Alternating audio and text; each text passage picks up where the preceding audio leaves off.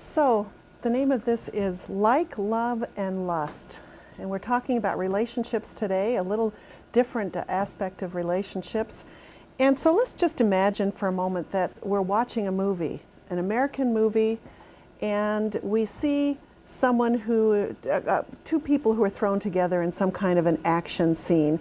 And one of them is a little bit dim acting, and the other one is a little bit arrogant. And they spend time together, and they don't like each other very much. And one night around the campfire, you see a scene of them sitting there at the campfire, and they're sharing their hearts. And someone says something, and there are tears in the eyes. There's a moment of vulnerability, and immediately one person is going to go to bat for the other, and you know it because the next morning there's a big crisis of some sort, and someone is going to kidnap or kill or harm somebody, and they go to bat for each other. And at the end of this terrible scene, the traumatic scene, you suddenly see them lurching at each other, tearing their clothes off one another, disappearing into a tent or a building or something. And we think, well, now, I guess they got together, didn't they? And isn't that what you see? You're smiling, you're laughing. It's true. And this is how media portrays so many relationships. It goes from irrational to even more irrational. These people still don't know the partner's best friend's names. They don't know where they grew up. They don't know a lot about them. But suddenly they're consummating something. Do we call it a relationship? It's been less than 24 hours. Do we call that a relationship? What kind of connection do we actually call that? They're not even friends. So another common theme of these kinds of movies are office romances, chance meetings, getting lost in another country to be charmed or saved by somebody there. When you get up to get a drink, when you're watching this movie, you come back and the scene on the screen shows two people lying in a bed with the sun streaming in the next morning, and you missed something. It happens so fast, and it's very difficult to keep track of this. So you've seen these movies just as I have. So unfortunately, many Americans think that relationships are supposed to be like this. And I've been horrified to learn that people in other countries who view these movies coming out of Hollywood assume that American relationships are like this as well. And I'd like to say that unfortunately some are, but we pray to God that most are not. And I would say, based on years of counseling couples, that is not. Now, according to Heriot-Watt University's Family and Personal Relationships Laboratory in Edinburgh, Scotland, they have noted that a number of misconceptions exist in these kinds of movies. The first one is, if you love me, you'll know automatically what it is that I want, what it is that I need, what it is that I feel. And I won't ask for a show of hands, but we all have thought that. If you really cared about me, you would know. And this is the stuff of romantic comedies.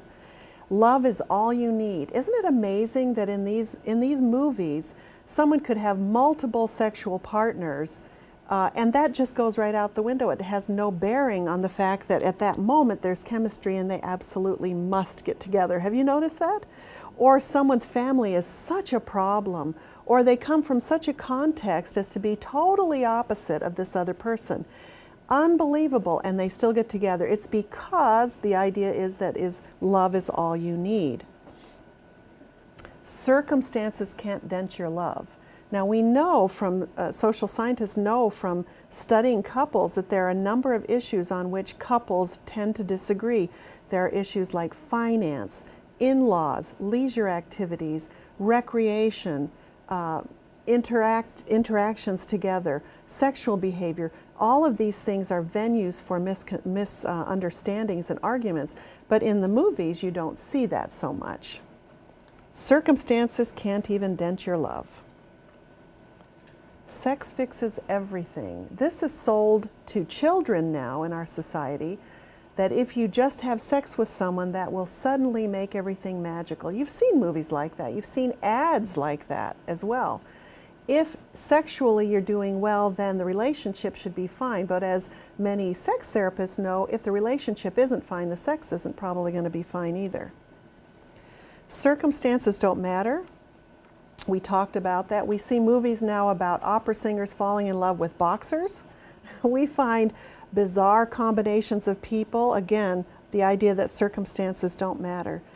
The negotiation of daily life is easy when you love someone. If you love someone, there's not going to be the argument about who takes out the trash or why aren't you putting your dirty socks in the hamper, or, you know, don't criticize my cooking, or how dare you make these demands. None of that. That is not the stuff of good, interesting movies to watch, and so we typically don't see those kinds of things. These are those misconceptions that we see in movies. And again, prior romantic choices or sexual behavior does not matter in these movies, and yet, in fact, we know that prior sexual behavior to marriage or relationship building makes a huge difference in couples who come into counseling and they can't quite get past the history of the other party. Before I go to that one, there's also another piece. Child care, you almost never see how a couple in a marriage or in a relationship will manage child care issues. What about someone who's going to marry into a step-parent? What kind of movies really portray some of the challenges and negotiations that one has to go through when we're trying to blend a family?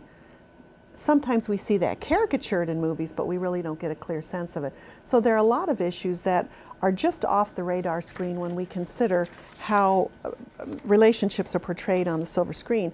There's also interesting studies that those individuals who watch romantic comedies typically have a harder time adjusting to the reality of marriage. Did you know that?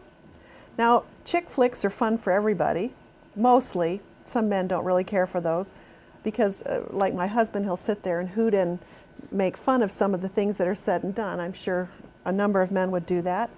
I do that at times. But what happens when we have expectations that come out of watching these movies? We can have bitter disappointments.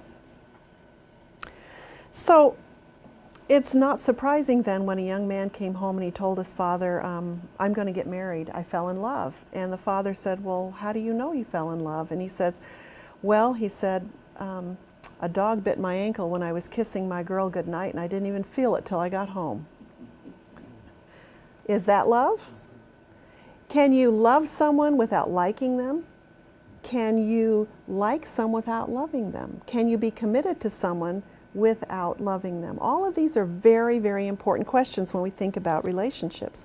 And we have a lot of misconceptions about how we go about forming relationships. And I went to the tabloids to see what kind of titles we find about relationships. Have you ever stood in the line in the grocery store and you think, well, who could read this kind of baloney? It's baloney. And here's some of the 10 free secrets about men. Learn what guys really want and how to attract lasting love. Doesn't that sound like you're trying to lure butterflies into your yard somehow? The 10 most dangerous mistakes you probably make with men and what to do about it. Well, that introduces all kinds of anxiety and concern right away. How about the top 100 things that attract women to men? Well, anyone who has any statistical knowledge knows that probably you're doing several of those already, which means you probably don't need that document.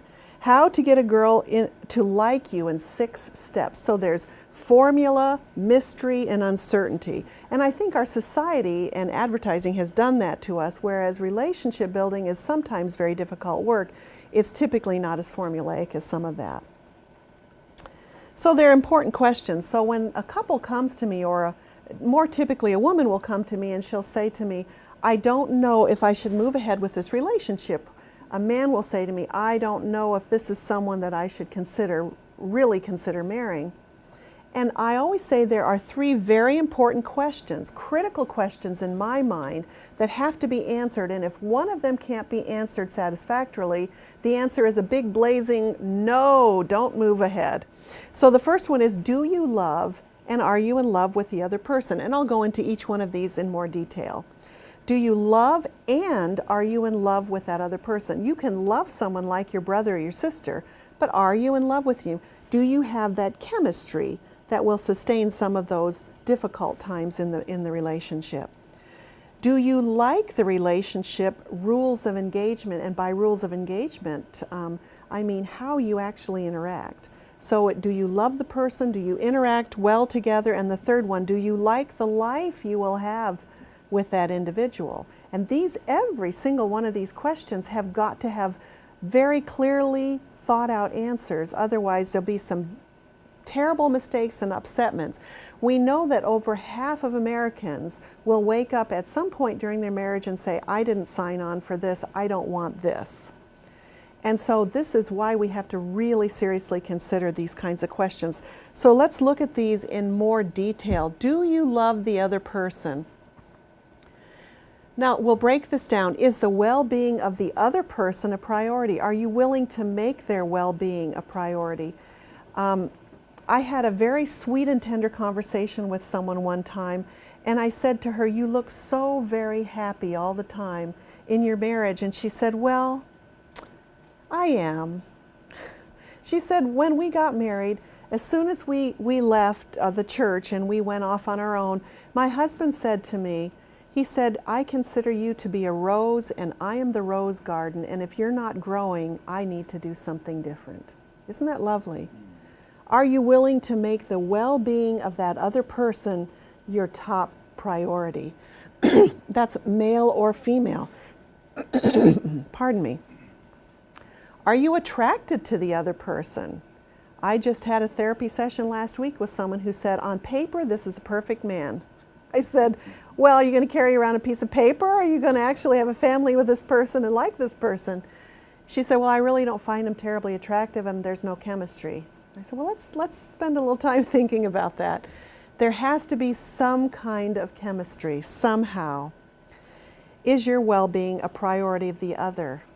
This is all about the love aspect of the relationship. And you know, when you have couples come in for a counseling session with a pastor, with a chaplain, with a therapist, their eyes are all starry. We love each other. But let's look at some of the other things.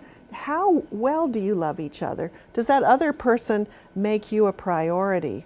Or do you love the idea that you're in love? Does the other person love and like you?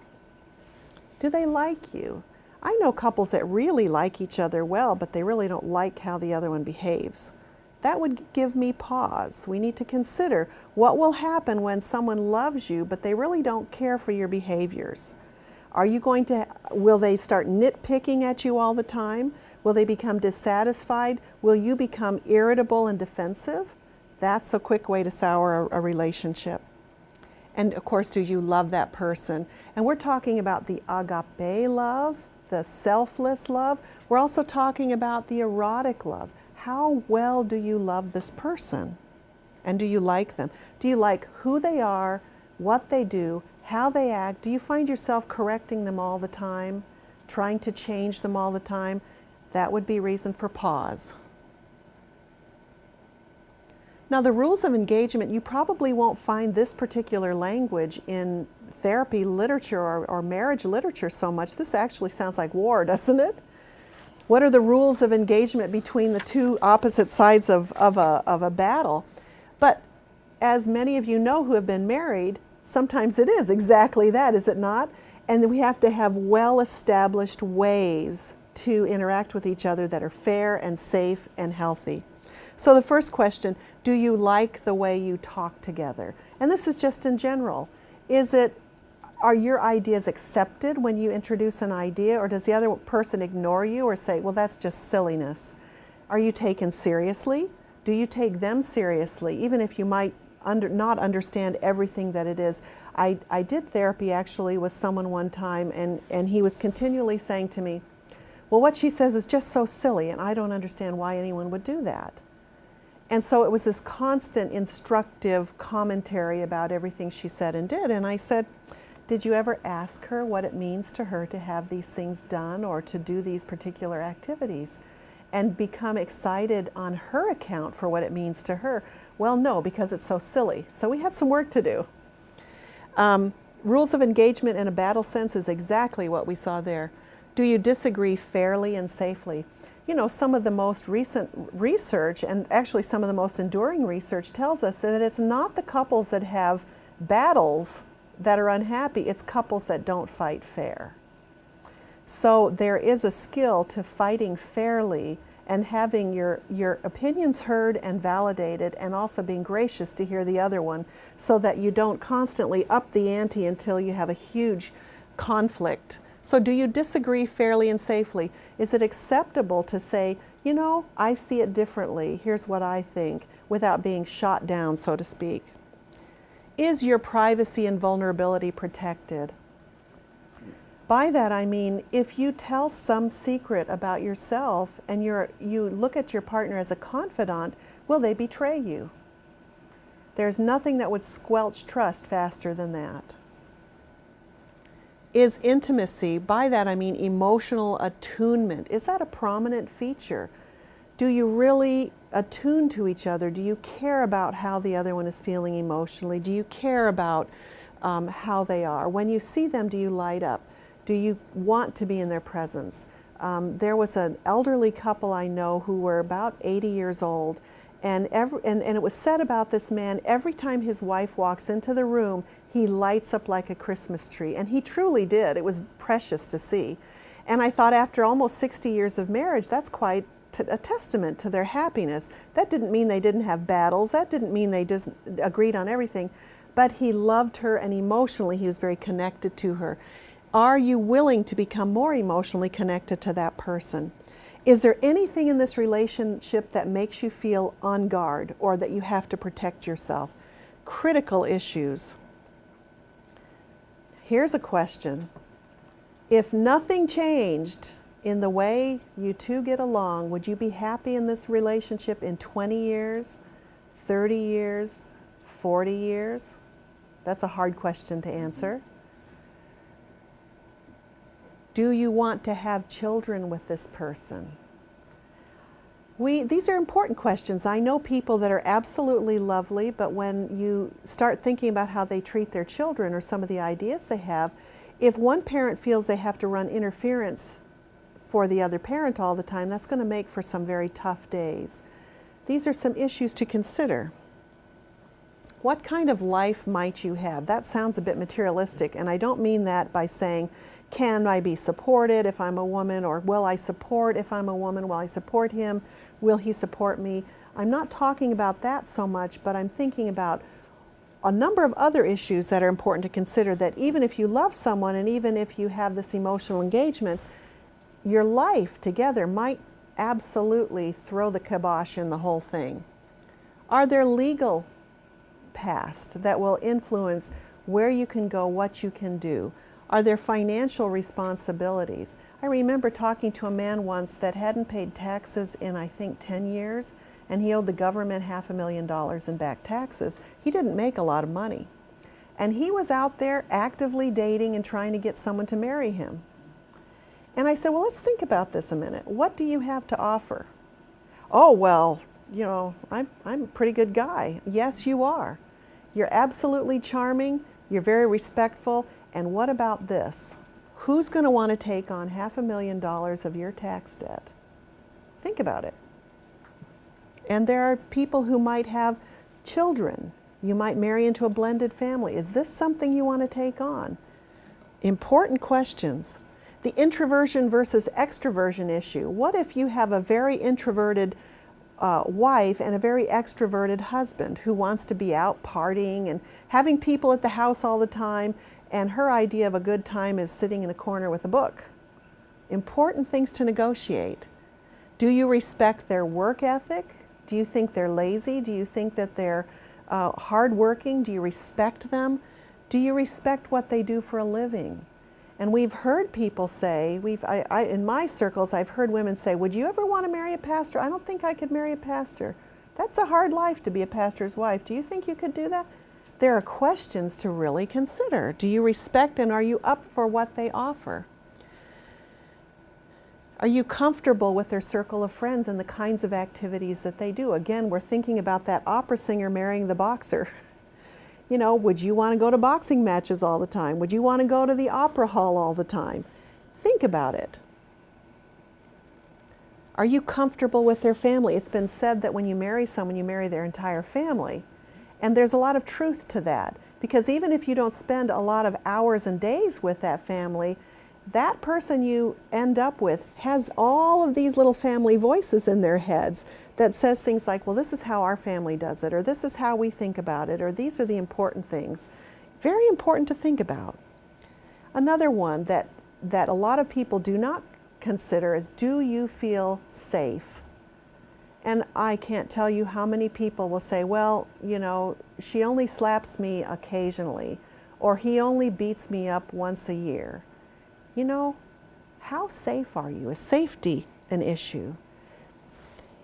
Can you be yourself? Are you more of who you are naturally when you're with that person? Do they bring out the best in you? Our families look at that, don't they? Which means, do those closest to you approve and like this person?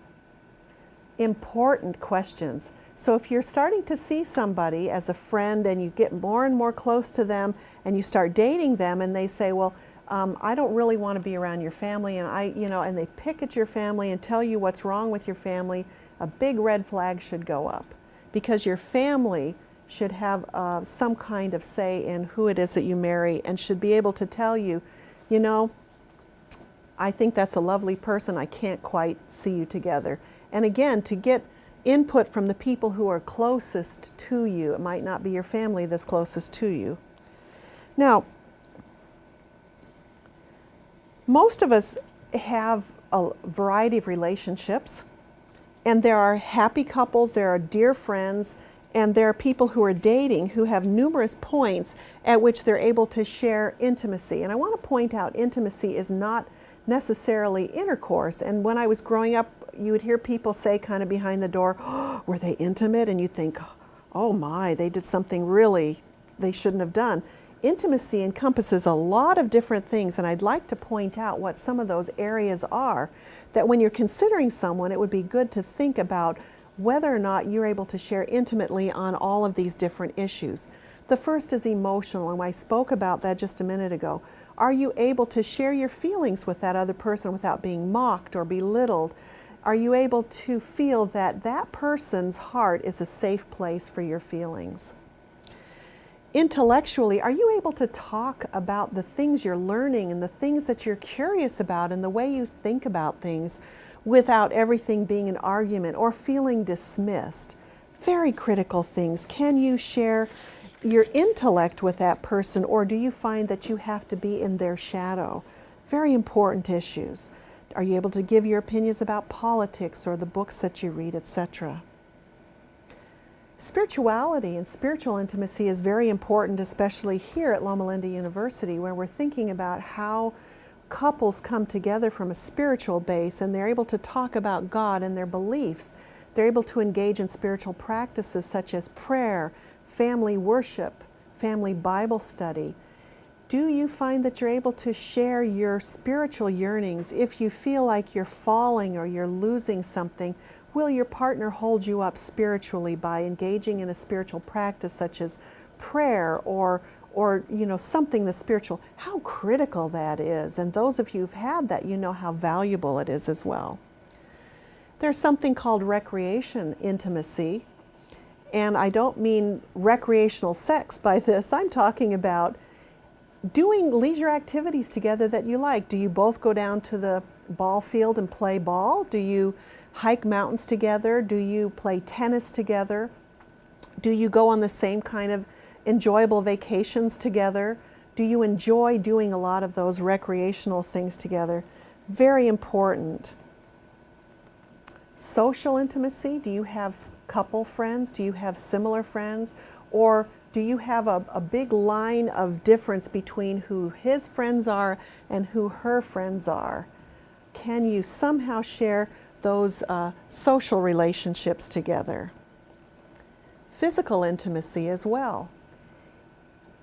Are you able to feel physical closeness with the other person? Many times in Christianity we talk about the forbiddenness of sexual intimacy, and I'd like to say that God created us for a healthy physical intimacy.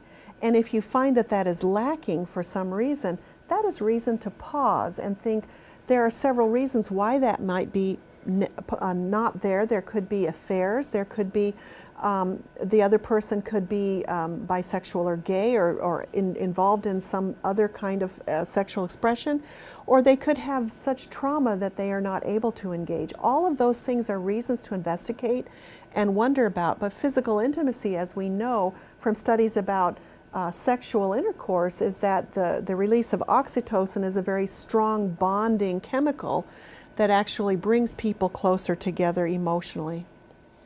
Economic intimacy, are you able to talk about your finances? And social scientists tell us that actually the couples who are able to talk more about how they spend their money and what their long-term goals are actually better off financially than those for whom it's a mystery. And I've done therapy with couples who make tons of money, but they don't know where it is. They don't keep the checkbook. They don't keep Quicken books on their computer. They have no idea, and they're always at each other for spending big chunks of money. Very important to talk about these issues. And do you form domestic intimacy? And by this I mean the issue of household maintenance. Do you work together in the house? Do you work together in the yard? Do you have plans about who takes out the trash? Do you do those awful jobs together? I remember I got my husband, you hear how I'm talking, for my birthday I got a very fancy vacuum cleaner. My husband gave it to me, and he helped me pick it out, and I made sure it had all these bells and whistles and knobs and things on it because I knew he would feel that he was the only one that could really use it properly. And my husband does all the vacuuming now, but I run behind him and I move the furniture. We work together, so even though I got out of vacuuming, I'm still part of the vacuuming process, right? And so do you do things together? We actually have a lot of fun every week running around with that fancy vacuum cleaner. Do you parent together? Are you united? And how many times as a family therapist I see children in therapy who are a pawn thrown back and forth between parents because they don't know how to co-parent if they're separated or divorced, and they don't know how to co-parent when they're together. Are you a united front, and do you enjoy that? The last one is vocational intimacy. Is there anything similar about the kinds of work that you do that you can talk about? I know when I come home, my husband asks me, so who did you see today? So what did you do today? And it's not to put me on the spot or to demand, but he's so interested and delighted for my experience that he wants to share that with me. So intimacy is very, very important. Now, the sad reality is that we talked about how movies portray relationships as a very shallow, very sexually focused thing. Many people do not see older couples in vibrant relationships portrayed. Many people do not hear about the affectionate exchanges of elderly who can have very robust, intimate lives as well. We often know that very educated people have less domestic violence in their relationships. They tend to have less conflict in some ways. However, these are issues that affect every race, every age, every religion, and so these are issues we have to be serious about looking at. Now, we still have that notion that love will always be enough, and there's actually a book by Aaron Beck called Love is Never Enough. And I challenge some of you to read that book. It's really outstanding, that debunks some of these ideas that love is never enough. There's an equally important book by John Jacobs, and the title makes me chuckle. It's called Love is All You Need and Other Lies About Marriage. Very important to become educated as we form relationships, and we recognize not only waiting till we get married, but in our dating relationships as well. Now, I want to go through some stages in marriages because I think that if we have a clear idea of what's coming, we can date more sensibly. We know what we're doing as we date, and we have some ideas about what we will be like. The first stage is called limerence, and this is a word that you don't hear a lot of times, but limerence is that excitement you get when you've just fallen in love and you think about that person all the time, you want to be with them, you idealize them, and you find yourself saying things like, well, John says, well, John does, well, did you know what John did the other day? And your friends get really sick of hearing about John because that's what you eat, breathe, and dream day in and day out, and it can go from any time between 6 months to 18 months. That's the typical range of a limerence stage in a marriage. It's a very exciting time. It is so much fun, but what happens is all those pleasure centers in your brain are firing so fast that you almost act like you have a mental illness. And those of you who know people who are head over heels in love realize that people can be absent-minded, they can't concentrate, they say crazy things, and they'll stop and say, what was I just saying? And love, this limerence phase, can make people feel really kind of crazy. What you have during this time, you have idealization, and you'll find most of the depictions of love in movies and in songs are about limerence. Okay, let me read the words of this one song by Celine Dion.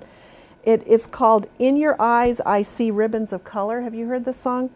I see us inside of each other. I feel my unconscious merge with yours, and I hear a voice say, what's his is hers. I'm falling into you. This dream could come true, and it feels so good falling into you. Isn't that about limerence? It's just, you're just throwing yourself headlong into this wonderful, exciting relationship. Now, you won't find a lot of people who have been married 50 years singing that song because they've been there and done that, and they've moved beyond that. But that's a great starting place. And when you have relationships that don't have limerence, again, we've got to stop and figure out what's going on. There might be something that needs some work. The next phase is reality and resentment. And we live in a sinful world, don't we? And I would love to think that we just sail on into the next phase. But usually about this point, you've kind of burned yourself out living so closely in such adoration with the other person that suddenly you start becoming a little bit disenchanted, and you notice that the socks don't make it to the hamper, and you notice that the kitchen's not clean, and you notice that the clothes get dropped on the floor, and you notice that that person picks their teeth at the table and makes your stomach turn. You notice all those things, right? And you think, well, now who raised this person to behave like this? If I could just get him or her away from that family of theirs, they wouldn't act like that. And you start building the story in your mind that that person is really worse than anything you've ever known. And you wonder, did I miss something? How could I have been so blind to marry this person? Now I see nothing but all of their faults. And you pray about it. You begin to pray that God will change them. And you think, why did I marry them? And we begin to grieve the years ahead that we think we're going to have to put up with these negative traits.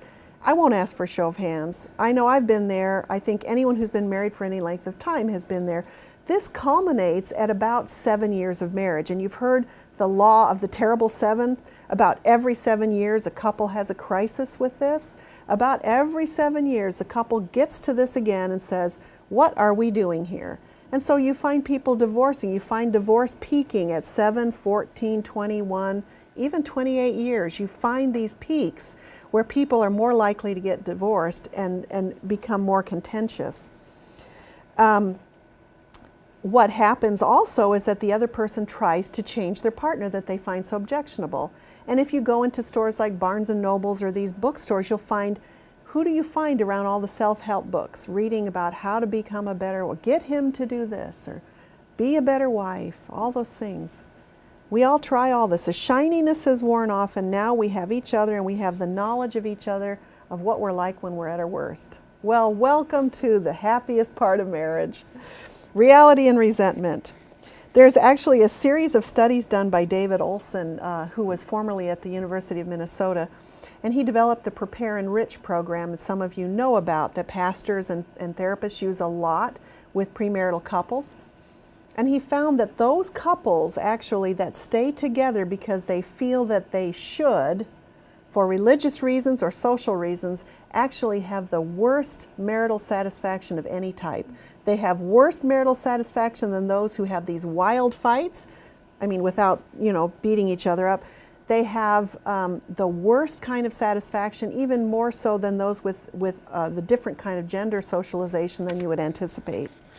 So these are really important issues. When people get to these stages, a lot of this comes to the fore. The next stage is acceptance and commitment.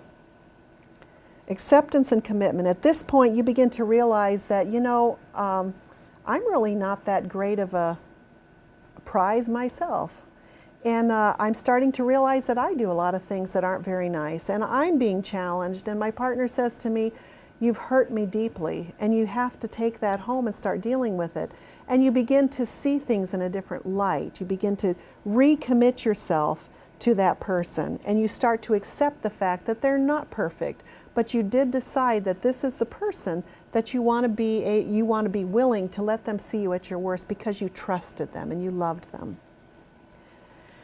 So these are the stages of typical marriages. It's not for the faint of heart, but the rewards are absolutely out of this world when you're able to work at it and stay at it. Our health depends on our healthy relationships. We know that men in happy marriages typically have better dietary habits, have less substance abuse, and sleep better at night. Interesting findings. Women in satisfying marriages have cardiac and general health advantage over non-married and divorced and separated women. Less satisfying relationships show higher lipid levels in your blood. Relationships are very important. I think this is one of the greatest gifts that God gave humanity in the Garden of Eden, is to have a healthy, wonderful relationship. David Siegel points out that the association between good relationships and mortality are just as strong as a relationship between smoking and dying. Interesting, isn't it? So we really do need to really support and be careful of these kinds of relationships. I want to talk about problem spots in relationships and find out, as we look at these, how we can actually better our relationships, whether we're friends, whether we're dating, or whether we're married. This is from John Gottman, who created something called the Love Lab up in Washington State. And he would have couples come in and videotape them, wire them up with oximeters and blood pressure cuffs and heart rate, and they would measure their skin temperature and their signs of being quite physiologically aroused. And what he would do was he would observe them by videotape and then analyze all these tapes, and saw over 2,000 couples talk about various things. What he would do is he'd say, I'd like you to sit down here behind this one-way mirror while we videotape, and I would like you to talk about something that's a bit of a challenge for the two of you to negotiate. How would you like to be in that kind of a spot? Not very well, I think. And then he would begin to take a look at the various things that were problematic. It came so that he could actually predict who would get a divorce within 5 minutes, just by observing some of the very nuanced facial expressions and behaviors. The first is criticism. When you see criticism in a relationship, you find that people are looking down at each other. They'll say things like, that was the dumbest thing you ever did, or why do you have to do that, or you never listen to me. These kinds of attacks that are criticism, you're such a fat cow, or terrible, terrible things that you've heard people say. And we know that Jesus never criticized anybody. We just have to read John 8 and the story of the woman caught in adultery. He didn't criticize her, and he certainly had cause to. The next one is defensiveness, that when your partner says something to you and tries to give you feedback, that you become very defensive. And you might say, well, I really didn't like the way you spoke to me just now. And they'll say, oh, you don't like how I spoke to you? Well, how do you think I feel with you blaming me all the time? And you just come right back at you.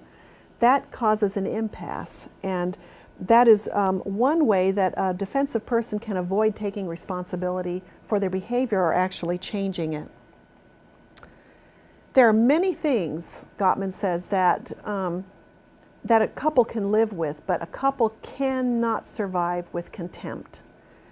Contempt is that form of disdain that shows that you care nothing for that other person. When you roll your eyes at that other person, or you look at them condescendingly like, how could you be so stupid? Anything that portrays that attitude, that is a death knell to the relationship. Gottman calls it the sulfuric acid in a relationship. That's really, really bad. Stonewalling is the next one. I've seen men and women stonewall. What happens is when there's a conflict and one person is doing more of the pursuing of getting the issue taken care of, and the other one completely shuts down and becomes mute and either leaves, walks off, or just shuts everything out. And that is absolutely maddening for the other person. and it also disengages that individual completely. What we know about people that stonewall is that what's happening is that their blood pressure and their heart rate and their breathing and their skin temperature is all increasing. So that's a problem, and they probably do that for physiological reasons. Flooding is another issue. This is what happens when you get a full-on verbal attack by somebody close to you. And they'll come at you and they'll just want to solve something right now, and they just give you a lot more than you can take in. And this is a verbal attack. And what happens is that a rageful attack can actually affect you cardiac-wise. And we know that people who are prone to flooding are much more likely to drop dead of sudden heart attack. And so people who either give those kind of rageful outbursts or receive those kind of rageful outbursts have physiological consequences. How long do you think you could sustain that in a relationship? Not too terribly long. Repair attempts. When you have a repair attempt, I'll give you an example of that. Soon after I was married, I'm sure it was past the limerence period, and my husband and I had a disagreement. He said something kind of casually offhanded to me, and I was so angry and so put off by that I got up out of bed and I went down and I slept on the couch. And the next morning he came down as happy as a lark. He was not aware that I was so angry. And I had been thinking about this and perseverating about it so long, and it was getting bigger and bigger and worse in my mind, and I was to the point where I was saying, I can't believe this man. And he came down the stairs and I said, I am so angry at what you said last night. And my husband, who's a real cut-up, he went like this. And he started dancing around me in a very comical way. That's a repair attempt. It's a way to smooth things over, to bring humor in. And I just looked at him and I burst out laughing. And I said, I can't be angry like this. And he was dancing around me like this in his underclothes. And it was a very funny sight. That's a repair. That's a repair attempt.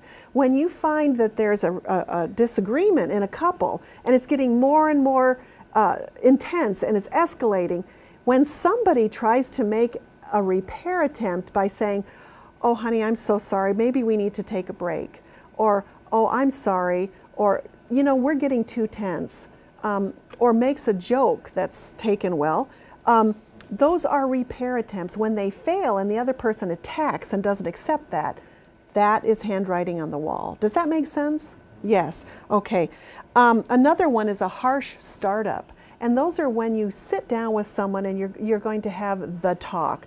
We need to talk. Oh yes, I know, oh boy, we hate that. We need to talk.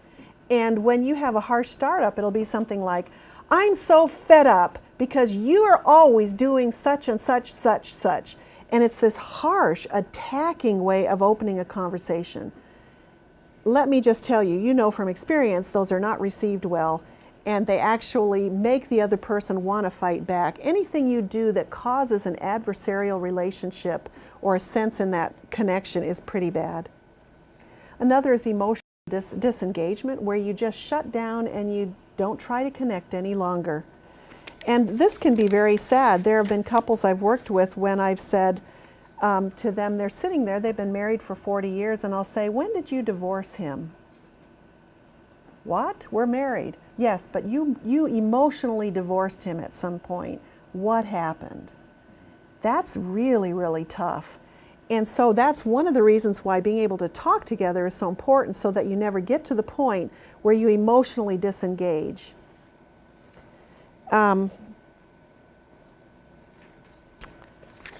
last thing I want to talk about here, and I'm assuming I have a little bit of time to do this, is when there are things that can really interfere with forming a solid friendship, a solid relationship, a solid marriage. And one of these things are poor relational skills.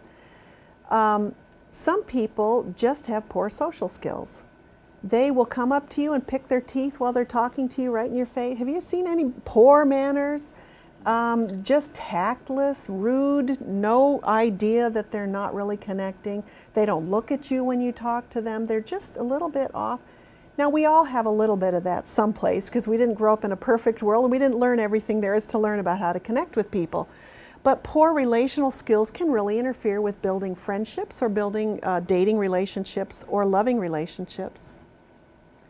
How do you suppose poor self-esteem could affect relationships? I can give you a quick example of that. When I was growing up, I grew up on a farm, and we had a number of friends that were quite well-to-do.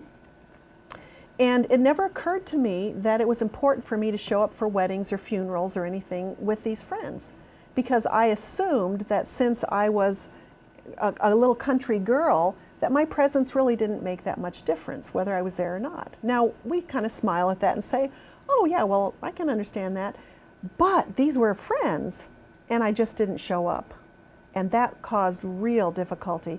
When you have a poor self-esteem, then you tend to say and do things where you put the other person on the, they're always in a position where they have to seek you out and build you up. And that's a lot of work. That's a lot of work.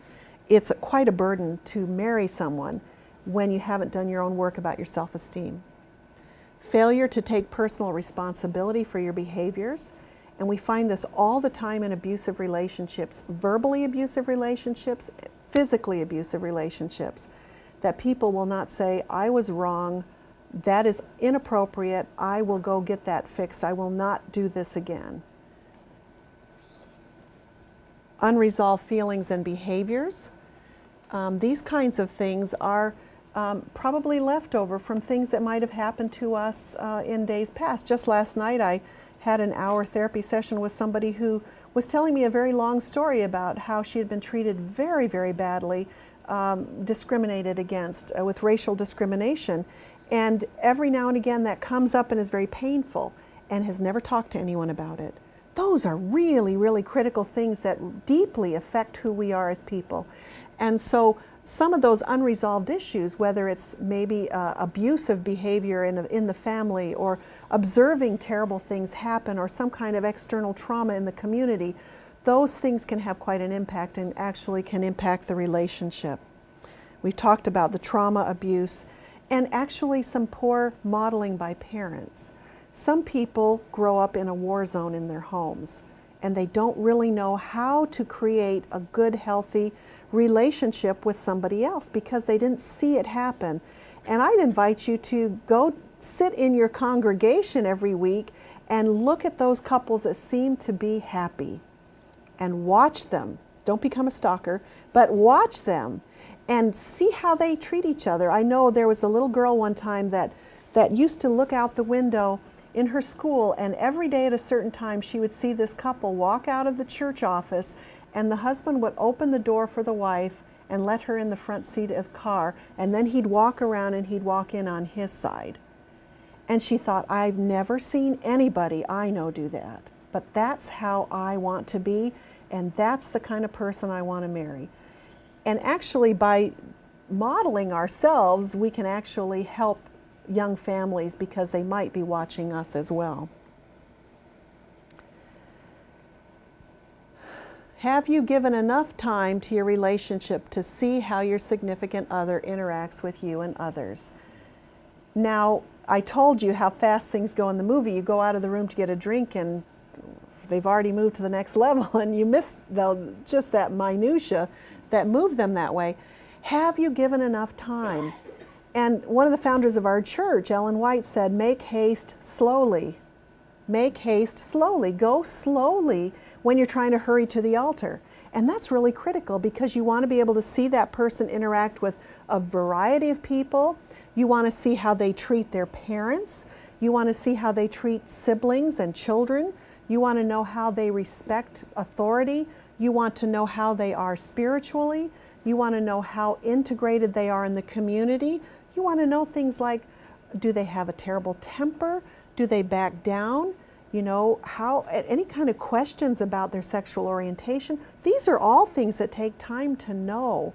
We have to spend time to know. And it takes a long time to know if an individual is a good choice for a relationship. And if you consider it, you're taking this person to meet your friends, your family. You're taking them with you to church or the synagogue or temple. You're taking them with you in social situations so that you can find out How do I feel around? Am I feeling like I have to apologize for their weird sense of humor and their tactlessness all the time? If so, that's reason for pause. So I would just like to say that we've talked so far about a lot of different things that can contribute to relationships, that can contribute to a healthy marriage. We understand a little bit more about some of the stages that are predictable. And we also know about some of the things to do and not do in order to form relationships. And I would like to posit that those skills we talked about actually will improve your relationships with your casual friends just as much as with those people that you're close with. Choose your friends as people who you enjoy doing things with. You can talk about your work, that you can actually share activities together with.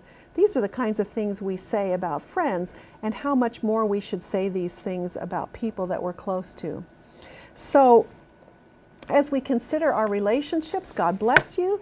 As you consider about liking, loving, lusting, we didn't talk so much about lusting, but as we consider about how to build healthy relationships from the ground up, I hope that you all have great success with this. Thank you. Question. Yes.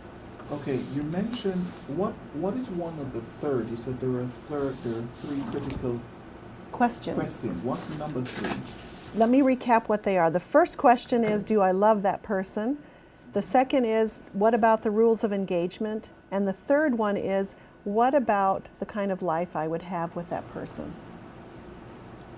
Okay, the other question. Mm-hmm. You spoke about a failed repair attempt. Yes. Is there any good in that? In failing Yes. a repair attempt? Failed a repair attempt. I'm not thinking of any good. Are you thinking of a place that might be a possibility that it's good? Well, I was able to I was linking it to see if it could work along with failure to take personal responsibility. Because in a situation, say in the one party may not have the courage to say, listen, I'm sorry for what happened, but he tries to put a gesture in, and just like your husband, he's making an attempt Mm-hmm. to reconnect the missing link there. I don't know if this will be an answer, but let me respond to that. It takes two to have a positive repair attempt, because the person has to have the courage to do it and the other one has to receive it. So for example, if my husband came down and started jumping around and making fun, and if I had gone like this back and started jabbing, that would be an absolute failed attempt, and it would have escalated into a disaster.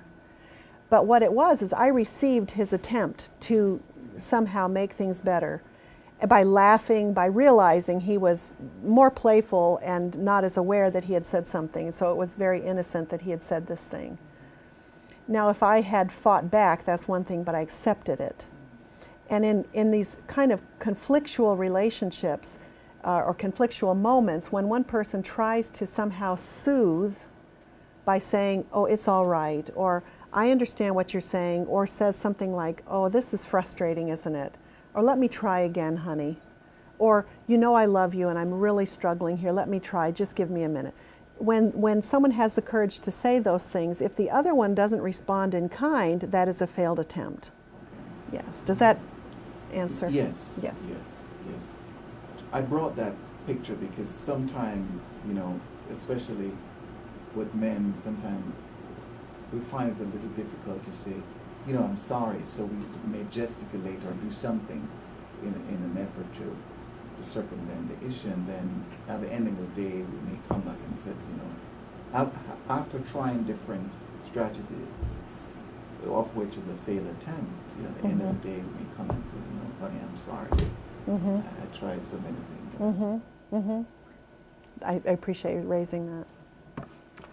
Very good. Thank you so much.